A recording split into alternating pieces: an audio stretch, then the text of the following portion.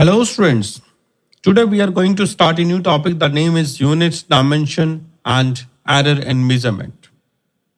In this chapter, we will complete this chapter in three parts. First, we will cover units, then dimension, and then errors, and then the measurement instruments. So first, we are going to take the topic. The name is physical quantity. So what does mean by physical quantity? So we can say that the quantities which are used in a physics. तो physics में हम जिस तरह से force, work, power, acceleration, velocity इन सब terms की बात करते हैं, ये जो टर्म्स आपके पास हैं इन्हीं टर्म्स को हम फिजिकल क्वांटिटीज कहते हैं.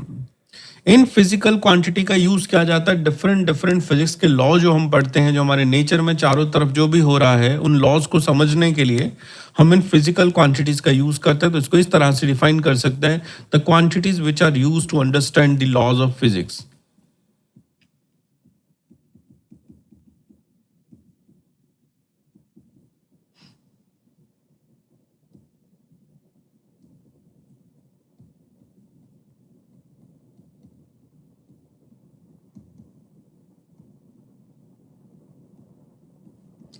So here we have written the quantities which are used to understand the laws of physics, or you can just write as nature.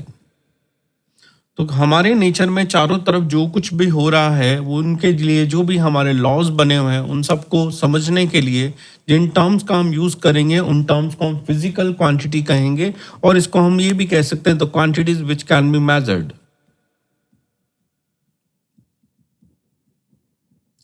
The quantities which can be measured. जिन quantities को measurement किया जा सकता है उन quantity को भी हम फिजिकल क्वांटिटी का नेम देते हैं, और अगर कोई क्वांटिटीज ऐसी हैं जिनको हम लोग मेजरमेंट नहीं कर सकते तो उसको हम फिजिकल क्वांटिटी नेम नहीं देते हैं. फॉर एग्जांपल हम ये कहें कि हमारे पास कोई हम कहें प्रॉपर्टी किसी की है, ये इंटेलिजेंट है, ये कम इंटेलिजेंट है, इसको मेजरमेंट करने का वे नहीं है. ठीक है, this is a physical quantity. Physical quantity में अब हम हमारे पास फर्स्ट टॉपिक से स्टार्ट करते हैं. जैसा मैंने कहा कि हम पहले यूनिट से स्टार्ट करेंगे, तो we are going to write the heading as unit. What does mean by unit? Unit का मतलब ऐसे समझे कि अगर आपने किसी भी तरह का कोई एक मेजरमेंट करना है तो इस मेजरमेंट को रिप्रेजेंट करने के लिए हर नंबर के पीछे एक छोटा सा सिंबल, छोटा सा साइन लिखा जाता है, जिससे हमें ये पता चल जाता है वो बॉडी या फिर जो क्वांटिटी जो लिखी हुई है वो क्या चीज है. तो इसको हम इस तरह से कह सकते हैं, हाउ लार्ज और small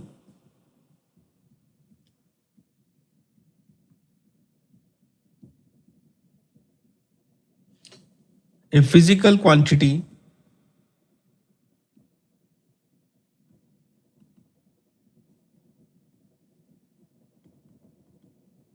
how large or small a physical quantity is to be compared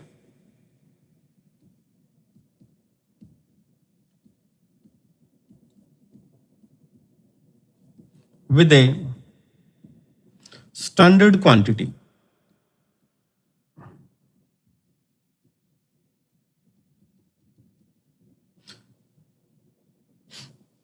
Or you can write as standard reference.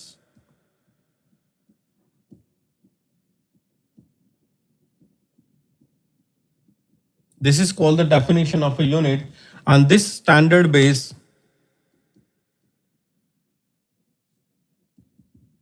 this reference standard is called the unit of the physical quantity.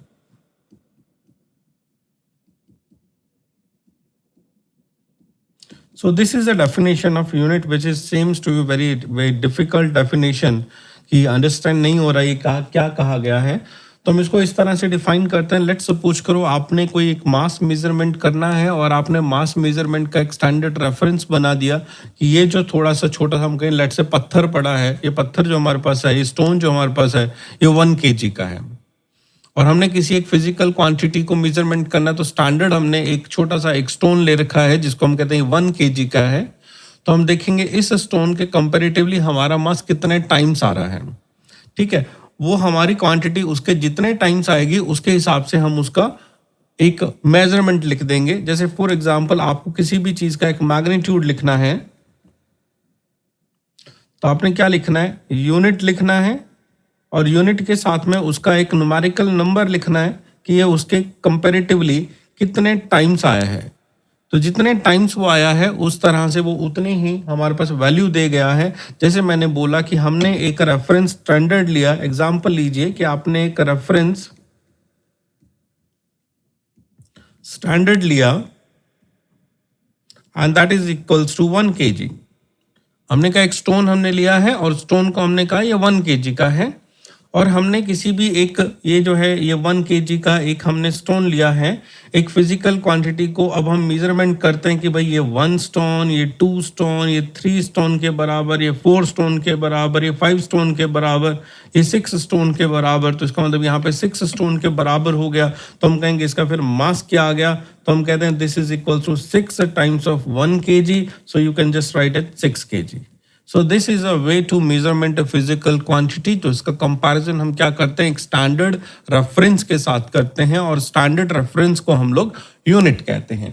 तो ये हुआ कि unit का मतलब क्या होता है, unit किसको कहा जाता है और किस तरह से रिप्रेजेंट किया जाता है। इसके बाद नेक्स्ट हमारा जो टॉपिक आता है उसे हम बोलते हैं क्लासिफिकेशन ऑफ फिजिकल क्वांटिटी, जहां पे हम फिजिकल क्वांटिटी को कुछ पार्ट्स में डिवाइड कर देते हैं। Basically classification of unit physical quantity को डायरेक्शन के बेसिस में, डायमेंशन के बेसिस पे, उनके नेचर के बेसिस पे हम लोग डिफाइन करते हैं। लेकिन अभी हम सिंपल एक ही बात करेंगे जो उनके क्लासिफिकेशन नेचर के बेसिस पे है। तो हम यहाँ पे क्या करते हैं, क्लासिफिकेशन ऑफ फिजिकल क्वांटिटी में फिजिकल क्वांटिटी को दो पार्ट में तोड़ते हैं। एक को बोलते हैं फंडामेंटल क्वांटिटीज, यहां पे हमने जो क्लासिफिकेशन किया है ये फिजिकल क्वांटिटी की डिपेंडेंसी पे डिपेंड किया है। तो फर्स्ट हम कहते हैं फंडामेंटल, या फिर इसी को भी हम नाम बेस क्वांटिटीज भी दे सकते हैं। फंडामेंटल क्वांटिटीज या बेस क्वांटिटीज। फंडामेंटल का मतलब ऐसा कह सकते हैं कि अगर किसी भी क्वांटिटी को रिप्रेजेंट करने के लिए, किसी भी क्वांटिटी को लिखने के लिए, किसी भी क्वांटिटी को मेजरमेंट करने के लिए हमें ना किसी दूसरी क्वांटिटी की हेल्प ना लेनी पड़े। किसी दूसरी क्वांटिटी की हेल्प ना लेने का मतलब होता है ये फिजिकल क्वांटिटी बाकी क्वांटिटीज पे इंडिपेंडेंट रहे, उस क्वांटिटीज को हम बेस क्वांटिटी कहते हैं। तो इसको इस तरह से डिफाइन करेंगे, these are quantities which are independent on other physical quantities.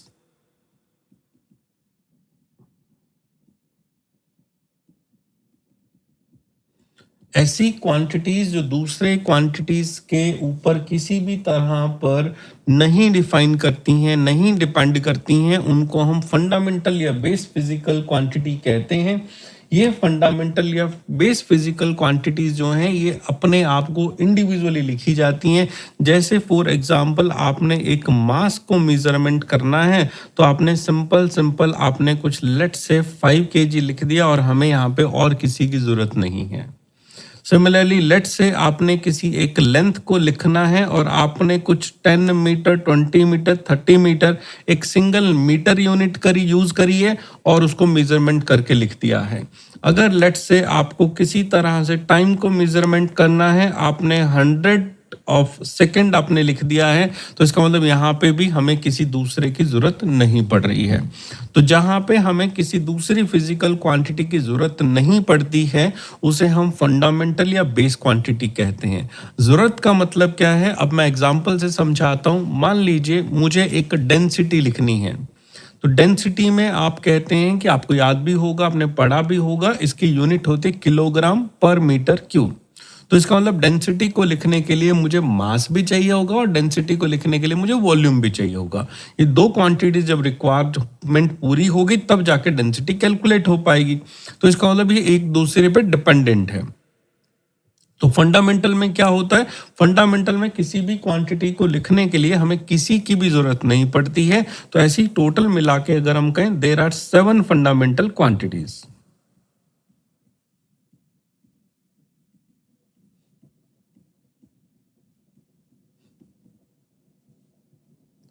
There are 7 fundamental quantities which are called as base quantities, जिनके नेम अगर हम एक बार लिख दें तो इसके नेम अगर लिखे जाएं तो एक आपके पास लेंथ है, एक आपके पास मास है, एक आपके पास टाइम है, एक आपके पास इलेक्ट्रिक करंट है, एक आपके पास टेम्परेचर है,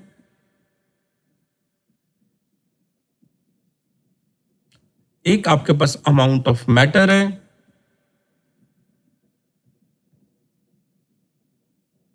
और एक लास्ट आपके पास ल्यूमिनस इंटेंसिटी है।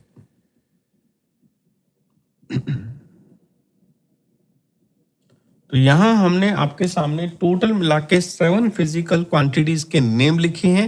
ये 7 फिजिकल क्वांटिटीज जो हैं they comes in the category of base quantities.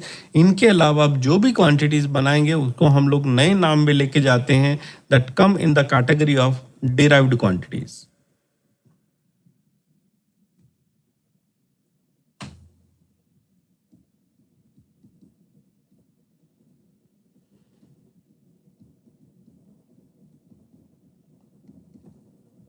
Derived में देखिए जैसे नाम में लिखा हुआ डिराइव करना, डिराइव करने का मतलब होता है इन क्वांटिटीज को डिराइव किया जाता है, मींस इनके फॉर्मूले बनाए जाते हैं, इनकी यूनिट बनाई जाती है, तो इसे डिराइव्ड यूनिट कहते हैं, डिराइव्ड क्वांटिटीज कहते हैं। तो हम कहते हैं all physical quantities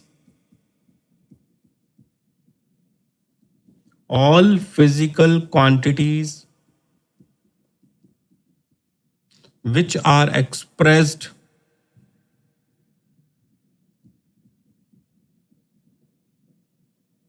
in terms of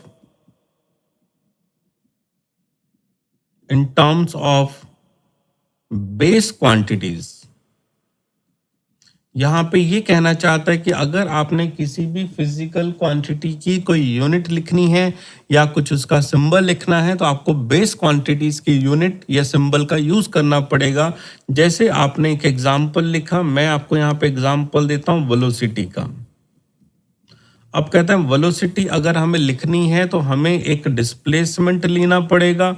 displacement का मतलब एक लेंथ लेनी पड़ेगी। तो कि फंडामेंटल क्वांटिटी की पहली क्वांटिटी यहाँ जो यूज हुई वो लेंथ हुई, और उसके बाद उसको हमने टाइम से डिवाइड करना है। तो इसका मतलब 2 क्वांटिटीज का यहाँ पे यूज हुआ, तब जाके वेलोसिटी बना है।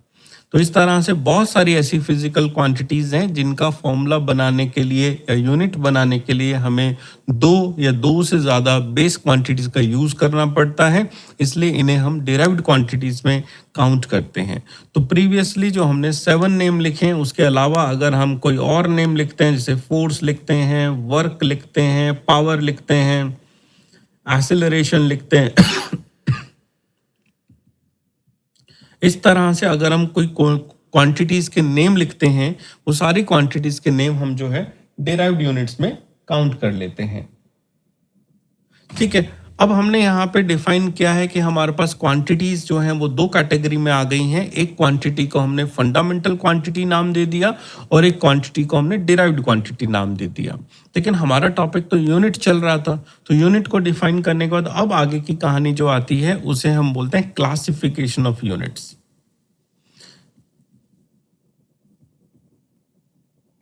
Classification of units.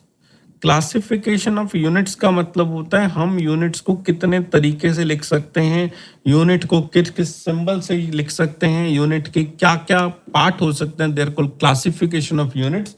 इस क्लासिफिकेशन ऑफ यूनिट के अंदर हम लोग बेसिकली अभी एक बार 3 सिस्टम की बात करते हैं। पहला सिस्टम जो है उसको लिखा जाता है MKS या फिर मैट्रिक सिस्टम, MKS सिस्टम या फिर हम कह सकते हैं मैट्रिक सिस्टम। इस MKS सिस्टम के अंदर क्या होता है कि अगर हमने कभी लेंथ को, पहले से चलो मास से स्टार्ट करते हैं, अगर मास को लिखना है, फिर हम कहें लेंथ को लिखना है, और अगर हम कहें टाइम को लिखना है, तो एमकेएस यूनिट के अंदर हम मास को किलोग्राम में लिखेंगे, लेंथ को मीटर में लिखेंगे, टाइम को सेकंड में लिखेंगे। ये कौन से की बात हुई है? एमके सिस्टम की बात हुई है। तो एमके सिस्टम के अंदर हमने लेंथ को मीटर में, मास को किलोग्राम में और टाइम को सेकंड में लिखा है। अगर दूसरे सिस्टम की बात करें तो उस सिस्टम को हम बोलते हैं एफपीएस सिस्टम। इस एफपीएस सिस्टम के अंदर हमारे पास मास जो होता है that is written in the unit of pound, length is written in the unit of foot and the time is written in the unit of second। और third अगर हम बात करें तो उसको हम सीजीएस सिस्टम नाम देते हैं। सीजीएस सिस्टम के अंदर हमारे पास जो सीजीएस सिस्टम के अंदर जो मास है that is written in the gram, length is written in the centimetre and time is written in a second। So by this way we can classify, there are three classification of unit: MKS, FPS, CGS। आजकल की physics के अंदर हम लोग जो है MKS और CGS का यूज करते हैं, FPS का यूनिट का यूज बहुत कम होता है। तो आप ज्यादातर ध्यान से देखेंगे तो ज्यादातर दिए हुए आपके जो न्यूमेरिकल्स होंगे उसमें जो डेटा होगा या तो वो MKS सिस्टम में आ जाएगा या फिर वो आपका CGS सिस्टम में आ जाएगा। एक और क्लासिफिकेशन आता है जो सबसे ज्यादा इंपॉर्टेंट रहता है इन तीन के बाद, उस क्लासिफिकेशन को हम बोलते हैं SI unit system. SI unit system या SI सिस्टम। SI का मतलब यहां पे होता है standard international system. Standard international system का मतलब होता है कि यहाँ पे हम जो फिजिकल क्वांटिटीज होंगी उन फिजिकल क्वांटिटीज के लिए हम लोग कुछ ऐसी यूनिट्स का यूज करेंगे जो कि होल ओवर वर्ल्ड के अंदर यूज हो जाए, कि हमें ऐसा ना बताना पड़े कि ये हमारा सिस्टम है, ये तुम्हारा सिस्टम है, ये किसी और का सिस्टम है। That doesn't mean here. तो यहाँ क्या मतलब है कि हमने ऐसा लिखा कि हमारा मास इसमें है तो हर कोई समझ जाए कि हमारी स्टैंडर्ड यूनिट है, और स्टैंडर्ड यूनिट में हम मास को इस तरह से लिख सकते हैं। इस स्टैंडर्ड यूनिट सिस्टम के अंदर हमारे पास टोटल मिला के 7 बेस क्वांटिटीज आती हैं जिनका हमने नाम लिखा था पहले, और प्लस हमारे पास 2 सप्लीमेंट्री क्वांटिटीज भी आती हैं, या फिर सप्लीमेंट्री हम कहें यूनिट्स भी आती हैं। तो सप्लीमेंट्री यूनिट्स और 7 बेस यूनिट्स को अगर हम मिला दें तब जाके टोटल मिला के 9 हमारे पास इस कैटेगरी में आते हैं। बट कोई आपसे पूछे कि एसआई सिस्टम के अंदर टोटल कितनी क्वांटिटीज होती हैं तो हमने आंसर 7 बेस क्वांटिटीज को नाम देना है, 2 सप्लीमेंट्री को नहीं देना है। नॉर्मली कोई कहे सिंपली रिपीट, अगर कोई कहे एसआई सिस्टम के अंदर कितनी यूनिट्स होती हैं तो हमने आंसर देना 7। तो वो कौन कौन सी होती हैं, उनका क्या क्या नेम होता है उसको हम इस टेबल से देखते हैं। लेट सपोज करो यहाँ पे हमने लिखा सीरियल नंबर, यहाँ पे हमने लिखा फिजिकल क्वांटिटी का नेम,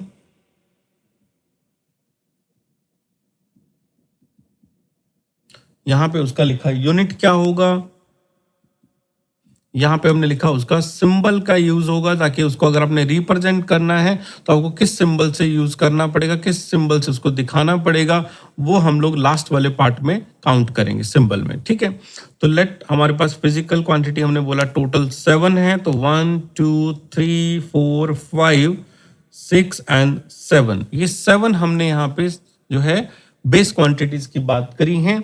और 7 बेस क्वांटिटीज के नेम फिर से एक बार रिपीट करते हैं। फर्स्ट हमने लिखा था लेंथ, फिर हमने लिखा था मास, फिर हमने लिखा था टाइम, फिर हमने लिखा था इलेक्ट्रिक करंट। ये हमें याद करना बच्चों, हमें ये नाम जो है लिख रहे हैं हमें ये नाम याद होने चाहिए। इलेक्ट्रिक करंट के बाद हमने लिखा था टेम्परेचर के बाद हमने लिखा था अमाउंट ऑफ मैटर, और अमाउंट ऑफ मैटर के लास्ट में हमने लिखा था ल्यूमिनस इंटेंसिटी।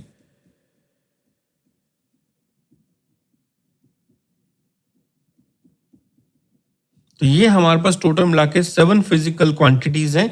अब अगर हम बात करें एसआई सिस्टम के अंदर इसकी यूनिट्स कैसे डिफाइन करेंगे, तो लेंथ की यूनिट हम लिखेंगे मीटर। मीटर का ध्यान रखिए, एम छोटा लिखना है और सिंबल में भी छोटा एम यूज करना है, स्मॉल एम यूज करना है, कैपिटल लेटर नहीं यूज करना है। बांस के लिए भी हमने किलोग्राम लिखना है, इसका के जो है वो स्मॉल रखना है और यहाँ पे भी के की सिंबल को स्मॉल के जी लिखना है, हमने कैपिटल के नहीं यूज करना है। जहाँ पे भी कैपिटल के सिंबल आता है वो किलो के लिए आता है। किलो जो होता है वो 10⁻³ को रिप्रेजेंट करता है। यहाँ पे किलोग्राम हमारी यूनिट्स है तो के स्मॉल होना चाहिए। टाइम के लिए हमने यहाँ पे सेकंड यूज करना है, सेकंड के लिए आपके पास स्मॉल एस लिखा जाएगा, ठीक है। फिर उसके बाद नेक्स्ट हमारे पास आता है इलेक्ट्रिक करंट। इलेक्ट्रिक करंट के लिए आप एम्पियर लिखेंगे, ये साइंटिस्ट के नेम पे है और इसके लिए इसलिए सिंबल कैपिटल के यूज करेंगे। टेम्परेचर के लिए हमें केल्विन यूज करना है, ये भी साइंटिस्ट के नेम पे है तो इसका सिंबल कैपिटल के यूज होगा।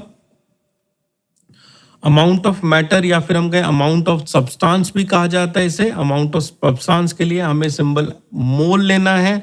मोल के लिए हमने यूनिट MOL लिखना है। पूरी यूनिट MOLE है लेकिन उधर हमने MOL लिखना है। ल्यूमिनस इंटेंसिटी के लिए हमारे पास जो यूनिट है वो है कैंडेला और कैंडेला के लिए आप लिखेंगे स्मॉल c/d। तो ये आपके पास यूनिट हुई हर फिजिकल क्वांटिटी की। जो भी आपके पास 7 फिजिकल क्वांटिटीज हैं उनको किस तरह से लिखा जाएगा। 7 फिजिकल क्वांटिटीज के बाद मैंने आपको बोला था कि हमारे पास कुछ सप्लीमेंट्री यूनिट्स भी हैं। अगर उन सप्लीमेंट्री यूनिट्स की बात करें तो हमारे पास टोटल मिला के 2 सप्लीमेंट्री यूनिट्स हैं, ठीक है। उन 2 सप्लीमेंट्री यूनिट्स को हम एक अलग कैटेगरी में लेके चलते हैं। हम कहते हैं हमारे पास कौन कौन सी सप्लीमेंट्री यूनिट्स हैं।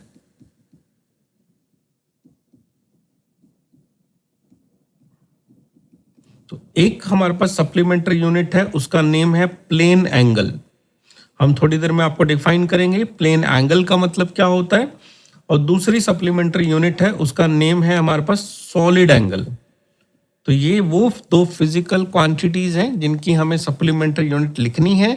तो पहली फिजिकल क्वांटिटी जो हमने लिखी है उसका नाम है प्लेन एंगल और दूसरी फिजिकल क्वांटिटी जो हमने लिखी है उसका नाम है सॉलिड एंगल। प्लेन एंगल के लिए जब यूनिट की बात आती है तो यूनिट इसकी होती है रेडियन और हमने इसको RAD से लिखना है, RAD से लिखना है। This is for the radian. Solid angle की यूनिट हमें याद रखनी है, ध्यान रखिएगा, ये होती है स्टेरेडियन। और अगर इसके सिंबल की बात करें तो आपने स्मॉल s/r लिखना है या फिर हम कहें SR लिखना है।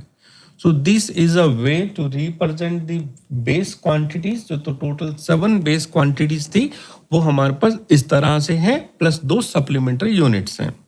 सप्लीमेंट्री यूनिट क्यों आई है, उसका रीजन ये है कि जब हमारे पास इंडिपेंडेंसी की बात करी गई थी तो ये लास्ट की 2 यूनिट्स जो हमने लिखी हैं ये भी इंडिपेंडेंट थी, लेकिन ऑलरेडी 7 बेस क्वांटिटीज हमारी ऐड हो चुकी थी, इसलिए इनको हमने एक नया नाम देके बेस क्वांटिटीज में ही ऐड किया जिसे सप्लीमेंट्री यूनिट्स कहते हैं। अब यहाँ पे हमने कहा कि सप्लीमेंट्री यूनिट के अंदर 2 नाम डिफाइन किए हैं। एक नाम डिफाइन दिया है प्लेन एंगल और एक नाम डिफाइन किया हमने सॉलिड एंगल। तो सबसे पहले बात करते हैं प्लेन एंगल क्या चीज होता है।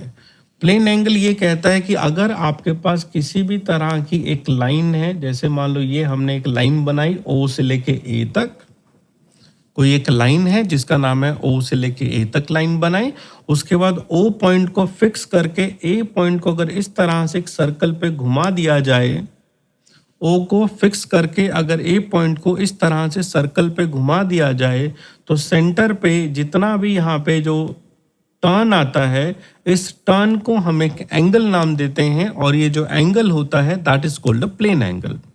इसे प्लेन एंगल इसलिए कहते हैं क्योंकि हमने एक सर्कल बनाया है और सर्कल की जो स्ट्रक्चर है वो प्लेन होती है और सर्कल की स्ट्रक्चर प्लेन होने की वजह से इस एंगल का नाम प्लेन एंगल पड़ा है।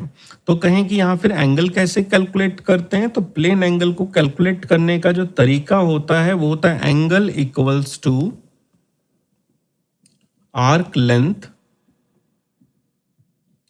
Divide by radius. तो एंगल कैलकुलेट करते हैं हम arc length divide by radius. इस तरह से जो भी आपके पास एंगल कैलकुलेट होगा वो रेडियन में कैलकुलेट होगा, उसकी यूनिट जो हमारे पास होगी वो रेडियन होगी। ये हमें ध्यान रखना है। तो प्लेन एंगल की जो भी यूनिट होती है वो हमारे पास रेडियन होती है। आप इसको ऐसे समझ सकते हैं, जैसे मान लो मैं आपको एक एग्जांपल लिख के देता हूं, मैं कहता हूं ए पार्टिकल ट्रेवल्स ए लेंथ, कुछ भी नेम दे दीजिए, let's say 10 centimetre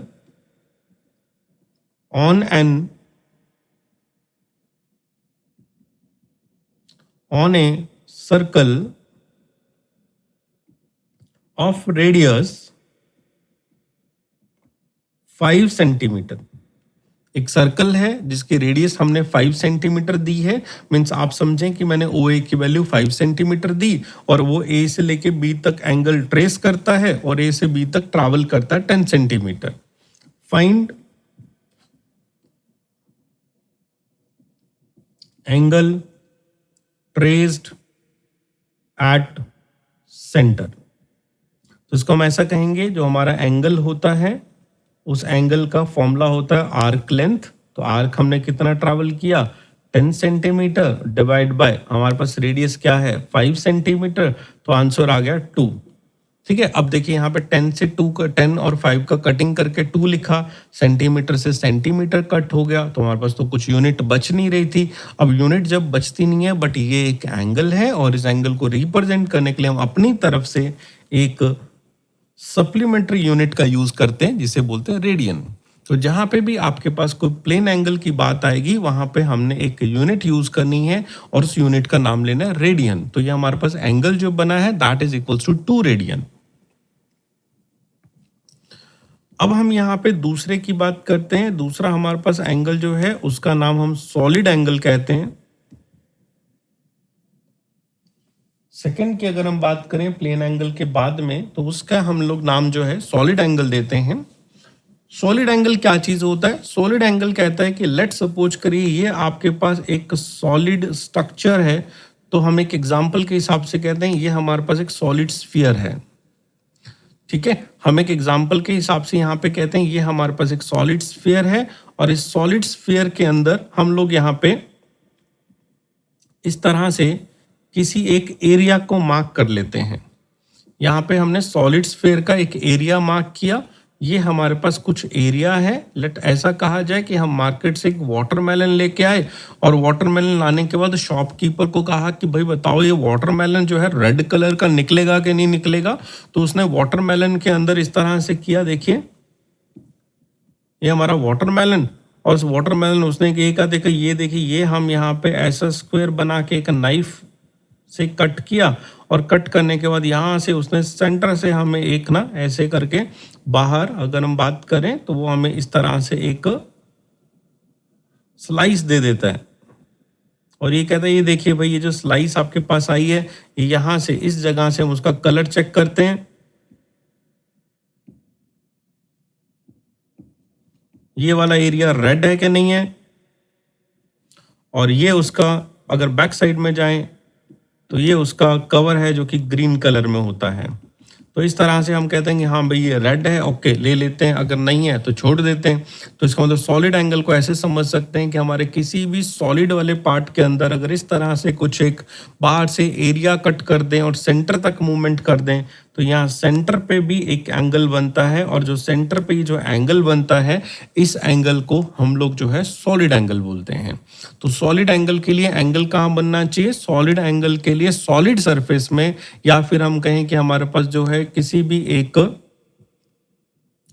solid structure 3D object में जो सेंटर पे या कहीं पे भी एंगल बनाएंगे उसे हम सॉलिड एंगल कहेंगे। इस सॉलिड एंगल को कैलकुलेट करने का जो तरीका है वो ये है, आपने ये जो हाईलाइट किया है बाहर इसका एरिया कितना है डिवाइड बाय, अगर इसको हम रेडियस कह दें तो हम कहते हैं उसको रेडियस के स्क्वायर से डिवाइड करें, तो जो आपके पास कैलकुलेशन होके आंसर आएगा उसको हम सॉलिड एंगल कहेंगे। लेट से एरिया को हमने DA कह दिया, रेडियस को R² कह दिया, तो यहाँ पे हमें एक सॉलिड एंगल मिल गया और सॉलिड एंगल को इस सिंबल से हम लिखते हैं। और इसकी यूनिट अगर हम डिफाइन करें तो इसकी यूनिट हमारे पास रहेगी स्टेरेडियन। तो यहाँ पे हमने क्या किया, हमारे पास क्लासिफिकेशन ऑफ यूनिट्स के अंदर हमने बेसिकली दो तरह की यूनिट्स अभी तक देख ली हैं। एक हमने जो है एमकेएस सिस्टम, एफपीएस सिस्टम में बात करी, जिसे हमने कहा एसआई यूनिट है, और एसआई यूनिट के अंदर यहाँ पे हमने 2-3 पार्ट करके लिख दिया है। तो अभी तक क्लासिफिकेशन ऑफ यूनिट के अंदर ये जितनी भी यूनिट्स लिखी थी, इन सारी यूनिट्स को हम लोग बेस यूनिट्स कहते हैं। ठीक है, इनको हम सारे को हम क्या बोलते हैं, बेस यूनिट्स कहते हैं। तो ये हमारे पास बेस यूनिट थी। इस तरह से बेस यूनिट के बाद टाइप्स ऑफ यूनिट के अंदर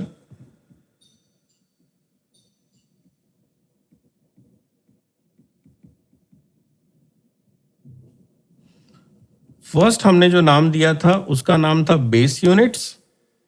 तो ऊपर जो भी आपने डिफाइन किया वो बेस यूनिट्स हैं।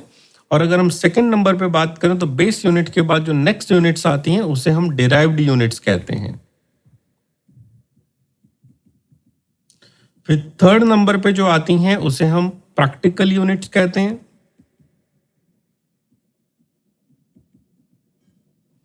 फोर्थ नंबर पे हम सप्लीमेंट्री यूनिट्स ले सकते हैं, या फिर थर्ड पे सप्लीमेंट्री ले सकते हैं। और फिफ्थ पे हम इम्प्रॉपर यूनिट की बात करेंगे। तो नेक्स्ट वीडियो में हम लोग इनके बारे में थोड़ी सी डिटेल में बात करेंगे कि हमारे पास ये यूनिट्स के जो टाइप हैं वो क्या क्या हैं, इनको किस तरह से लिखते हैं या किस तरह से डिफाइन करते हैं। अभी की वीडियो में बस इतना ही। Thank you.